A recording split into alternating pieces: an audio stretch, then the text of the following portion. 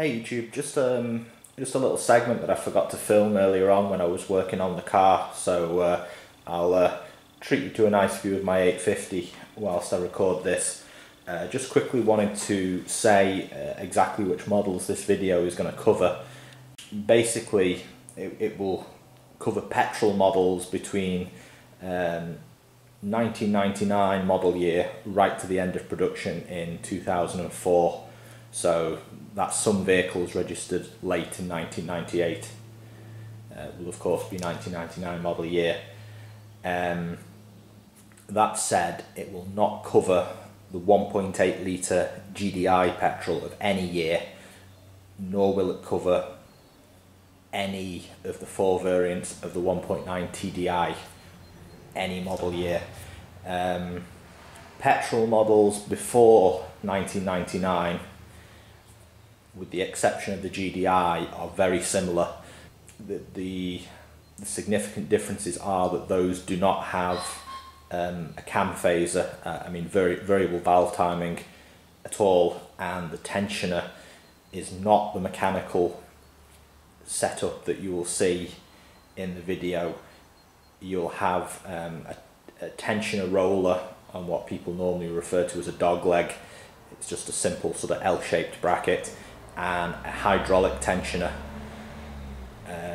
very much like the setup on this 850. If you're dealing with a car prior to 1999, the process is basically when you come to remove the belt, you undo the two bolts on the hydraulic tensioner, take it off, and then the belt will go slack. When you replace the components, you put everything in place, including the hydraulic tensioner, but do not pull the pin until you've put the belt on, lined everything up. You keep the slack over the tensioner roller, then you pull the pin to tension the belt. That's the basic difference. There's possibly more in there that I'm unaware of, but that's the best I can do to help anyone who's got one of those earlier cars. So hope you enjoy the video. Now on to the main show. Hey guys, welcome to part one of the Volvo V40 timing belt change video. There was going to be 3 parts to this series, but thanks to a dodgy memory card, what was going to be part 1 is forever gone into the digital ether. So what I'm going to do is just record a little video here to catch you all up with the preparatory work that I've done ready for changing the belt on this car. Nearly said belts there. This is not a P8 TDI. The first thing you want to do is open the bonnet up and disconnect the negative lead from the battery. Just put that down the side of the battery where it will not make contact again with the battery negative post. The battery itself can stay in the vehicle, as there's nothing to do over that side. Next thing you want to do, loosen the wheel nuts, then put a jack under the jacking point, raise the car up just enough to get it off the just enough to get the wheel off the ground, then place an axle stand under a solid point. It's under a suspension mount there.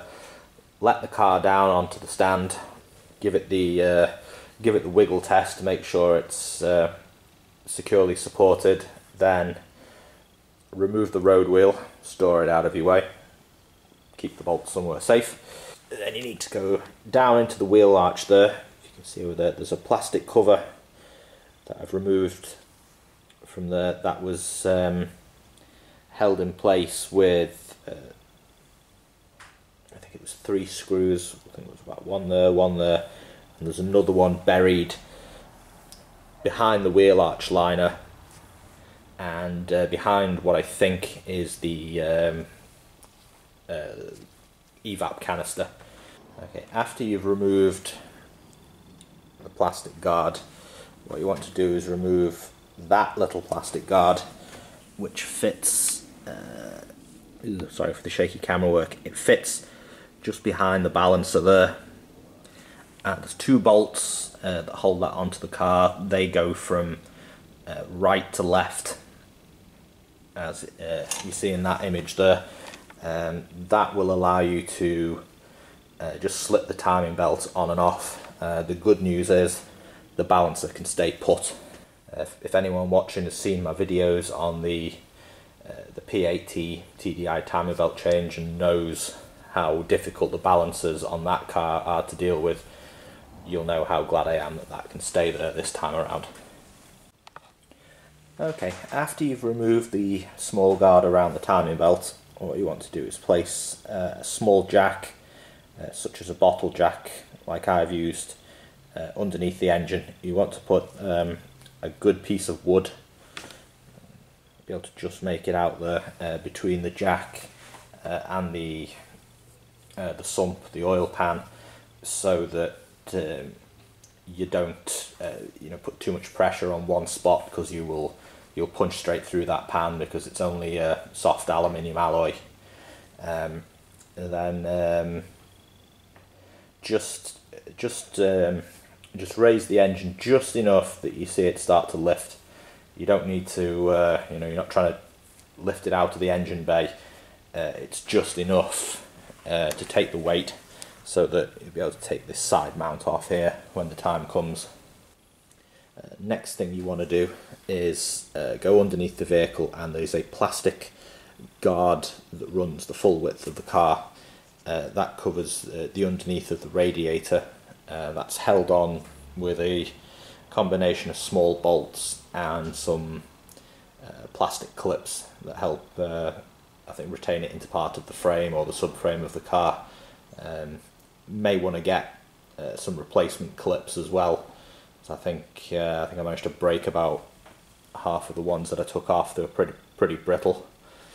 After you've done that, what you will discover is that the drain plug is actually on this side of the radiator, not that side, so it is no longer at the lowest point. So maybe you want to drain the coolant out before you raise the vehicle up if you can somehow, or raise the other side so you can get underneath.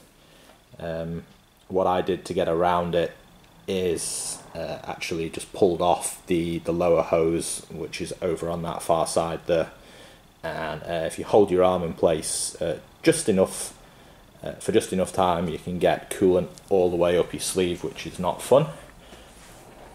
I'm not saying I did that or anything, but it can happen. When you have the coolant drained out, doing the timing belt job, it's also a good opportunity to replace your radiator if you have any problems. This one is fine. The car, however, has been underheating, so I took the opportunity to replace the thermostat. I did video that, but again, that is unfortunately gone into the digital ether thanks to a faulty memory card. But it's basically just a couple of screws. You take a lot of care not to strip those, and you'll need to remove this plastic guard first. Just a couple of Torx fittings there, in order to get access to the rearmost thermostat bolt. It's very similar to thermostat change on an 850. I'm pretty sure there's a very good video out on there on that already. It's also a good opportunity to give the rest of the cooling system a good inspection.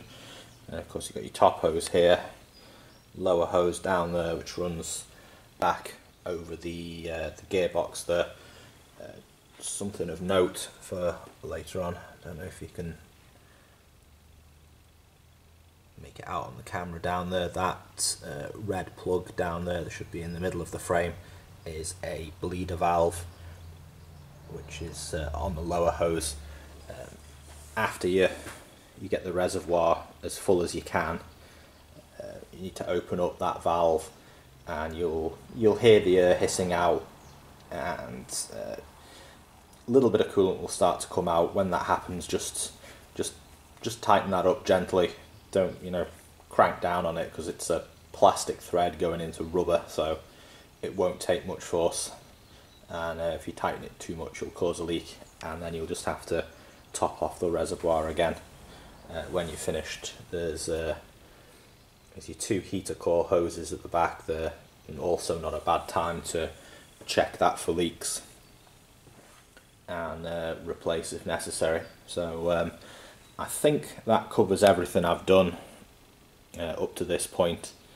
I'm actually going to go get cleaned up and eat dinner, but I'll be back tomorrow to continue on with this work properly, and for anyone watching, I'll actually be back in about 2 seconds. Hey, welcome back everyone. It's a lovely spring afternoon. The birds are tweeting, the lawnmowers are running. What we're going to do this afternoon is get this timing belt job on the way properly. I'm going to tear into this, hopefully get it all stripped down this afternoon, and come back tomorrow, reassemble with the new parts. Since I've had this sitting actually for a couple of days now, I need to just pop underneath first and just ensure that that bottle jack that I placed under the engine is still where I left it, and it is still bearing the weight of the engine, because one of the first things we're going to need to do is to get this side engine mount out of the way so that we can dig into the timing belt. So I'll go check that jack and I'll be back with you in just a second. Okay, definitely a good job I checked that, because that had actually lost some of its pressure while it had been sat there.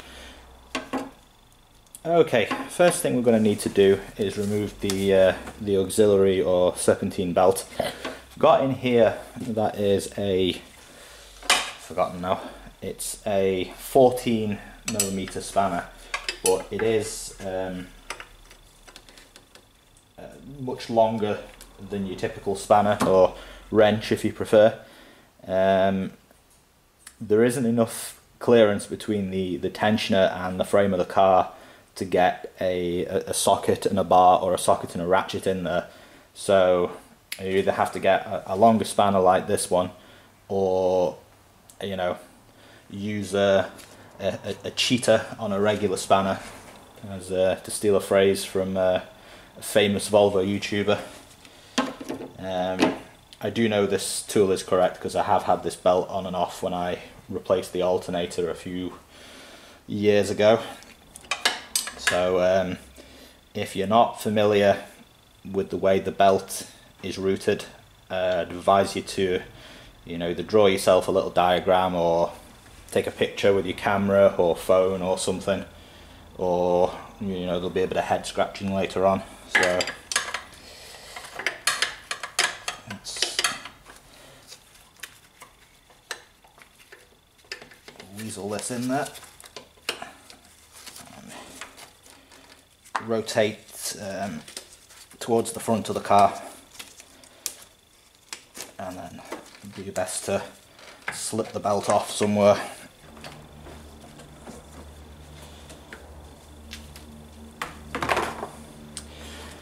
Okay, finally got that belt out of there. Word of warning, what you don't want to do is what I did, is start with the spanner angled too far that way, because the tensioner of course has to rotate back further once the belt is off, and then you get your spanner lodged against the engine mount. Nothing quite like the sound of lawn care equipment in the afternoon.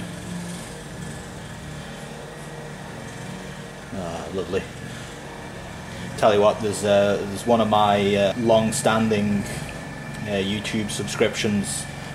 Until he moved house relatively recently, this was like the soundtrack to his life. I think I've perhaps inherited that. Okay. Okay, next thing we're going to want to do is I'm going to move the power steering pump out of the way. Not that is in itself a problem, it's just these lines are in such an awkward position for access to the timing belt. I really don't want to go disconnecting the pipes at all, because on an older vehicle you probably shoot yourself in the foot by introducing leaks when you try and put it all back together. So what I'm going to do is I'm going to move the pump and the reservoir and just set the whole lot of it on top of the engine without disturbing any of the pipes. So let's delve into that. Okay, we'll start with a 3/8 ratchet and a 12mm. Just loosen that bolt in there, it doesn't need to be removed. This one here does removed fully.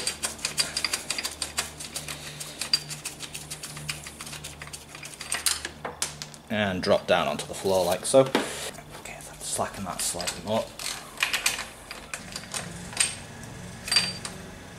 Nope, stay in just about. Right.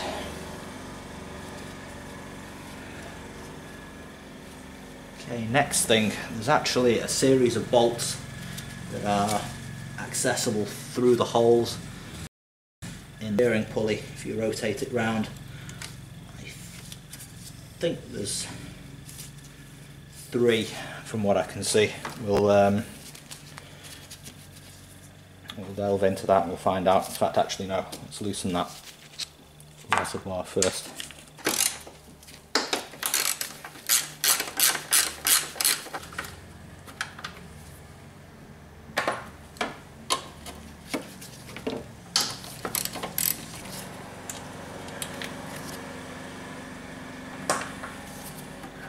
Okay, that was it's 2 10mm bolts.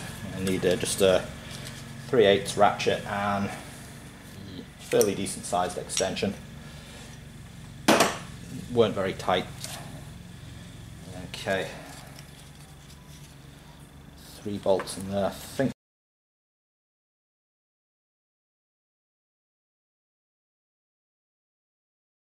I should have said this before. You also need to loosen these wires up from the back of the power steering pump there. I already had those undone to change the thermostat in the now forever missing thermostat video.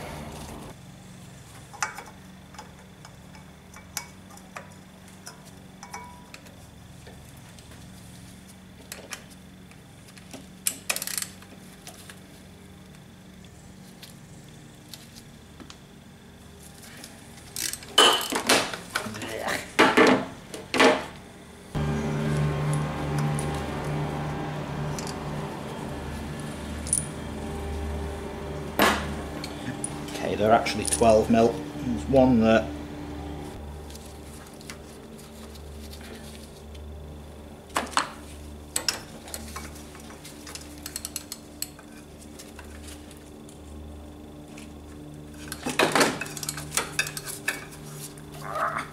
Oh god. I'm gonna miss having runners. I got myself a deep 12mm socket out. I think that will improve the situation slightly.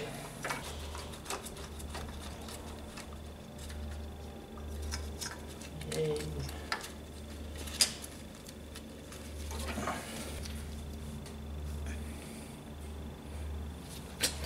Just realised there's actually there's 4 bolts and 4 holes in the pump pulley which actually line up pretty much perfectly. I'd almost say it was designed that way.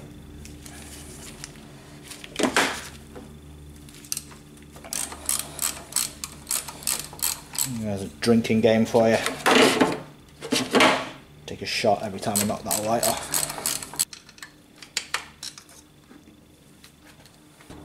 Okay. Theory, this should just out of the way. Okay, there's a line on the bottom of the reservoir that just clips in down there. So move that out of the way. I would do your best to try and keep the power steering reservoir upwards because I don't know how good those caps are at sealing. Okay, I'll try and take the upper timing belt cover off next.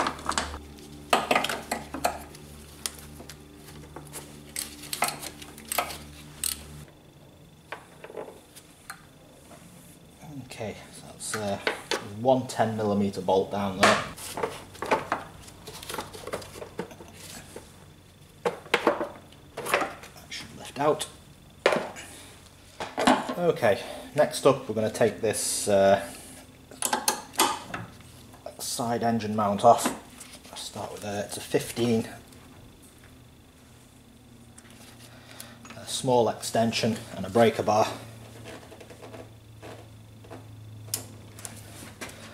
And that is ridiculously tight.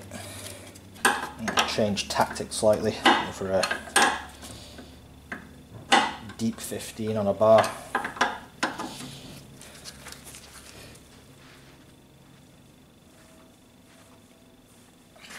Nope.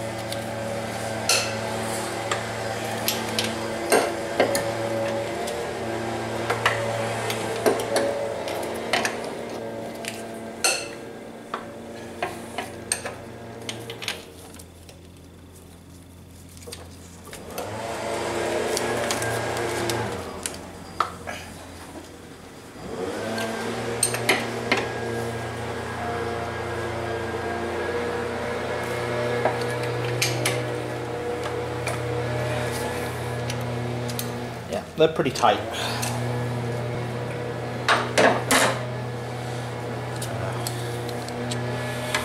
Yeah, so after you've got them all loose with the bar, hopefully you can just spin them out with the ratchet. Impact gun would be lovely there.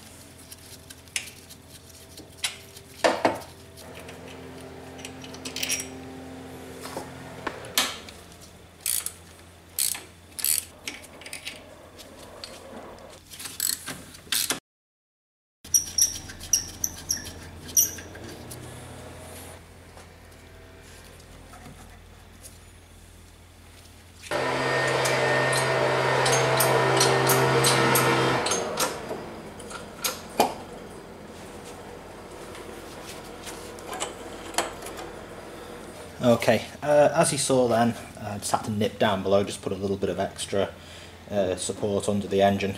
Next, I'm trying to work out this lower timing cover. Doesn't appear to be any more bolts in it. It just clips in to the rearmost cover, but it doesn't look like it wants to work out past this bracket here, so that may have to come out as well.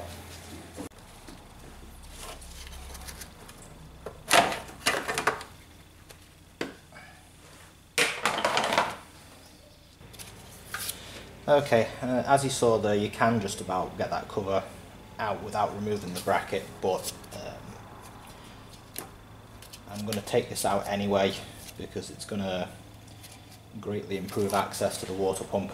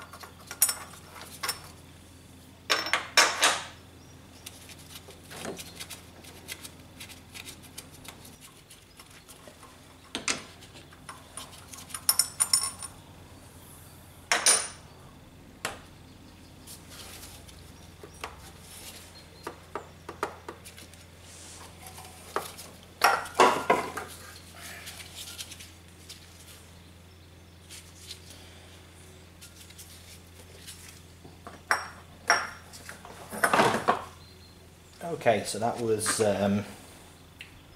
4 12mm bolts. The one most forwards and upright was shorter than the other 3, so be mindful of that when you put it back together. Okay, from the looks of it there's nothing else that needs to be removed in order to get at the timing belt. The auxiliary belt tensioner seems to be well out of the way.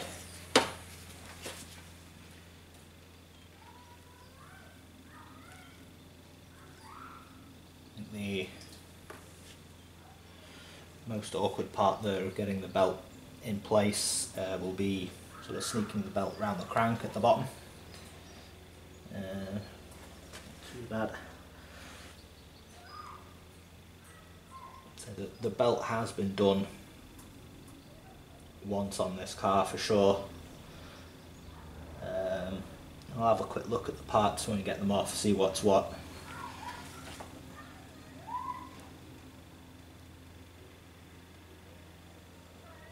Can't tell from here who makes them, except that appears to be the original water pump, so that's what, 17, 18 years old. Car's only done 95,000, but it's a fair age for a water pump. Okay, anyhow, so next thing we need to do is put the engine on time. Whoever did the belt before was actually marked up down on the crank there's 2 Tipex marks. I don't really know why they were put 2. For the camshafts, the marks are currently there and there. You need to line up to the missing notches in the cover, which are there and there. You can't see them on camera now, I don't think. They're actually underneath, which makes them a little bit difficult to see.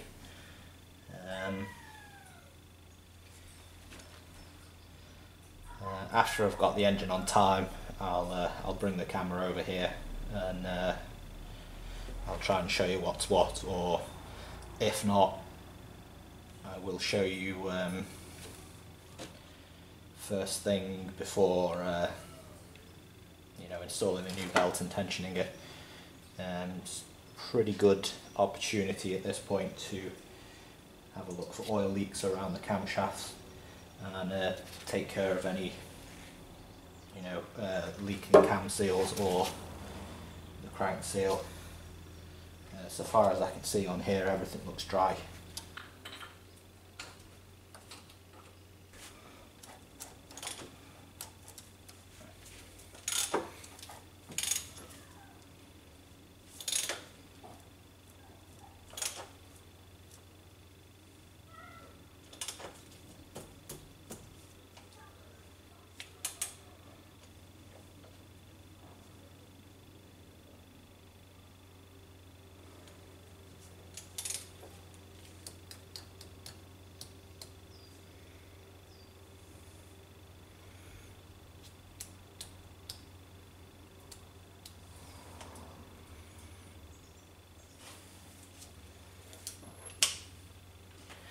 Okay, what you saw me doing there was just turning the engine over by hand. One thing I had to do, I had to let the engine down just slightly on the bottle jack because there wasn't enough room underneath the frame of the car to get it's a 30mm socket onto the crankshaft nut, a long extension to bring it out past the wheel well. It's quite easy to turn it over with just a ratchet. It's not anywhere near the kind of compression you get in a diesel engine. Even with the plugs in, it's easy to turn. I've got the camshafts marked, and I can see down on the crank there's 2 Tipex marks that have been put onto the crankshaft sprocket by whoever did the belt last, and there's 2 corresponding Tipex marks on the plastic at the timing case, but I can't actually see the factory markings at all. I wonder if whoever did this last time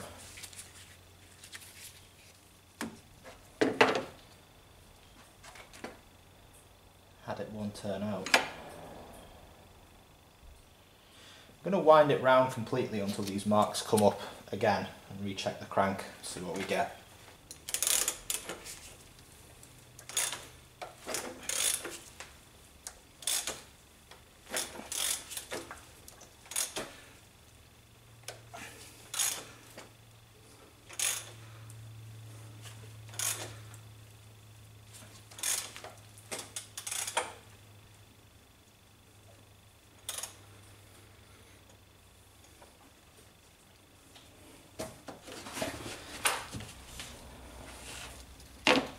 Okay, so I've wound that round again and we're still in the same place.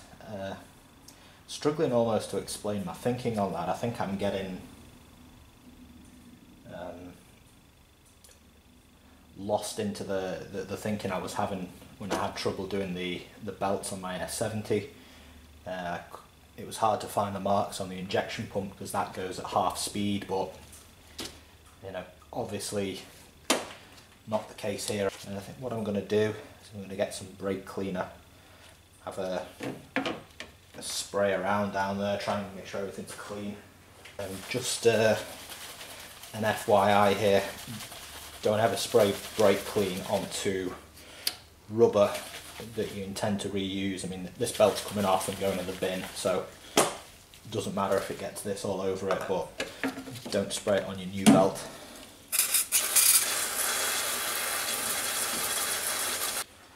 Okay, hands up, who knows what these marks are supposed to look like.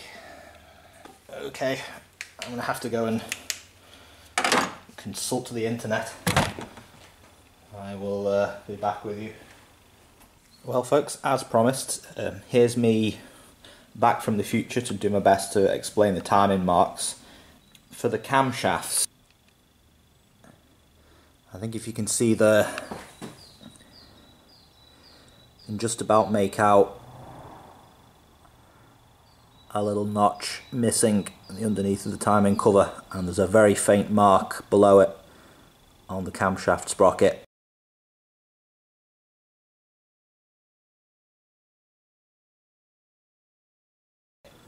That is probably just about the easiest and most reliable mark to find on this engine, simply because that you've got the best view of it and there's no variable timing on that pulley.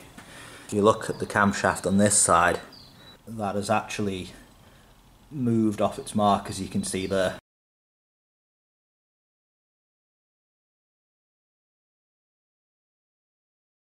If you ever wanted evidence of why a cam holding tool is a good idea, this is it. A crankshaft is also not easy to see. I'm going to zoom you in down there as best I can.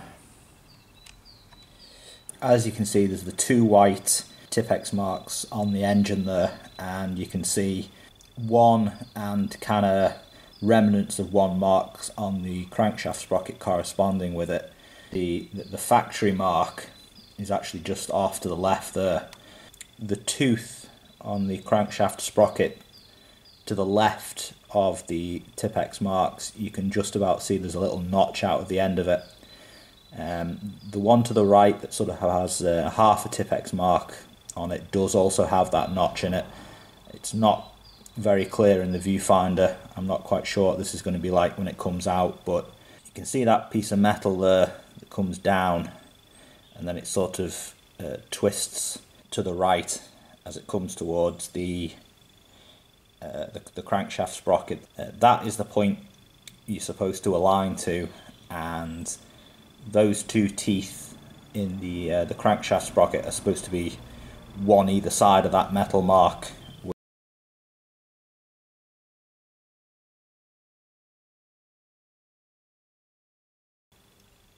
The problem with that, as I found, is when you've got the belt and the tensioner in place, your view of that is basically nil.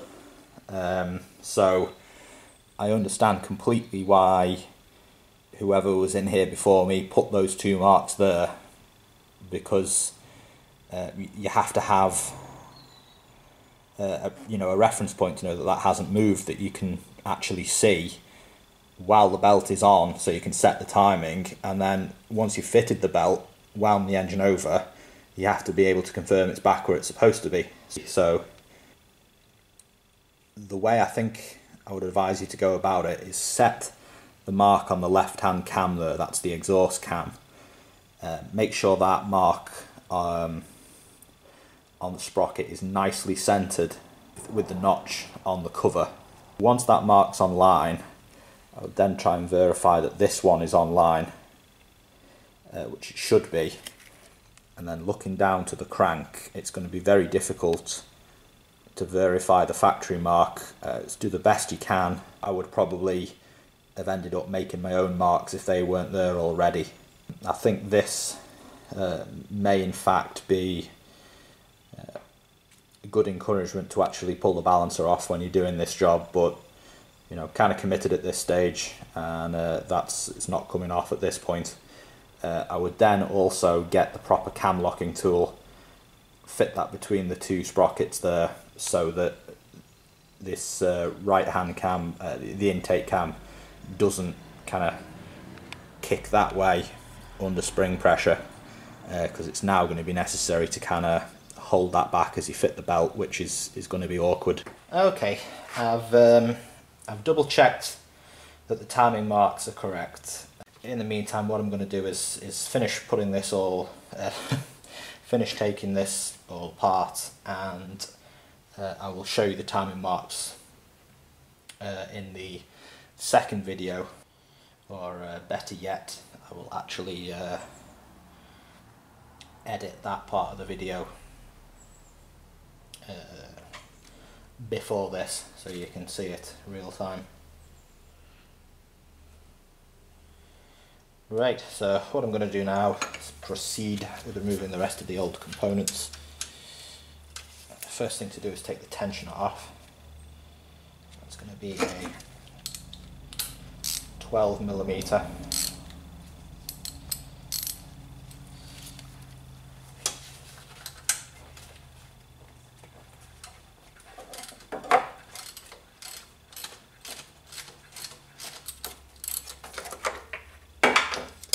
Oops. Keep hold of that bolt, because you're going to have to reuse it.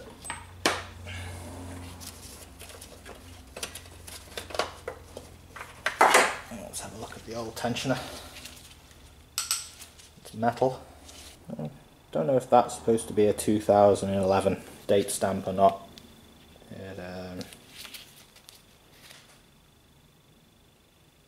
Yeah, it's Iron A tensioner.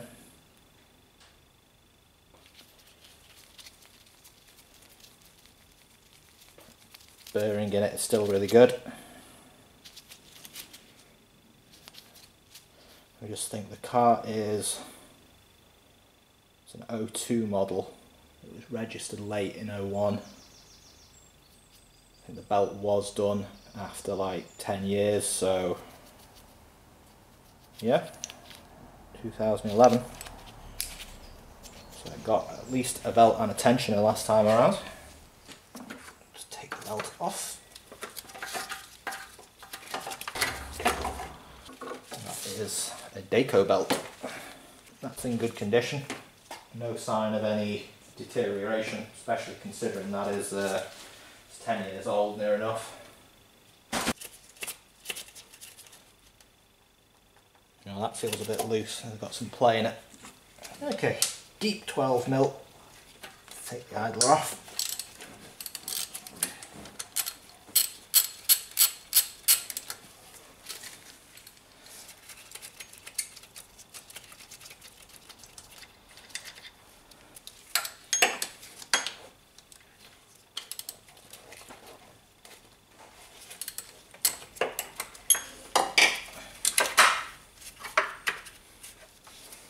Yeah, the idler pulley looks to be the original Volvo one. I describe it as passable at this point.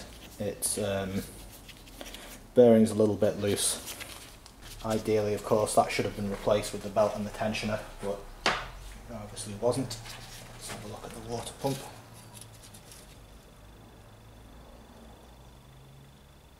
It's very, very slight play in that as well.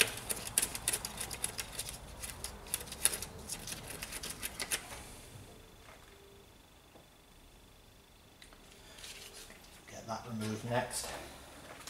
Okay, next up, water pump removal. Looks like you're going to need either a deep 10mm or a 10mm on an extension. 1, 2, 3, 4, 5, 6, 7 bolts. Just be careful of these power steering lines down here.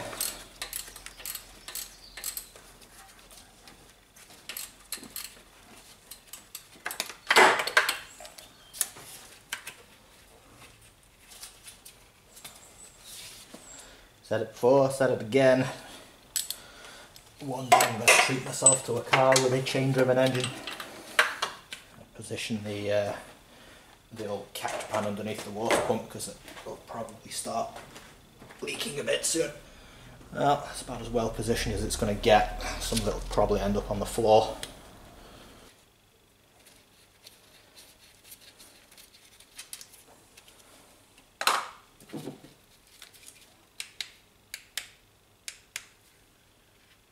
Wicked. Give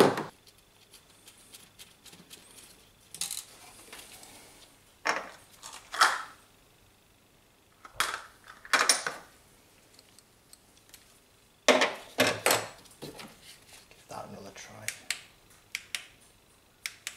Nope. Okay, that's the 7 bolts, so here goes. Nope, it's happy where it is.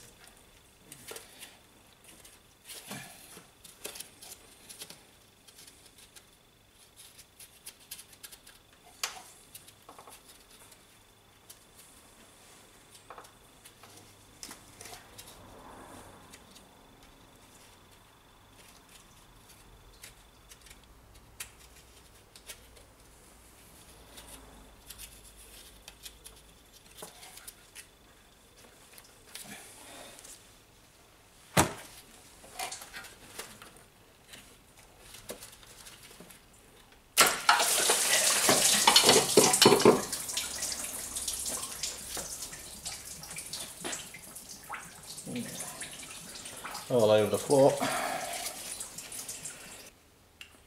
Yeah, just had a good look at the old water pump. It does appear to be original Volvo one. Bearing is just very slightly loose with a little play in it, but you know, I think that's acceptable given the age of it. You know, really should have been changed last time around. One remaining task of what left to do is there's some remnants of the old gasket down there in the water pump seat. So I think I'm going to have to leave that here for today. Torch is given out, I don't have a spare, so I'm going to clean all this coolant off the floor. I'll get back on this tomorrow for reassembly. Okay, thank you very much for watching, we'll see you in the next part.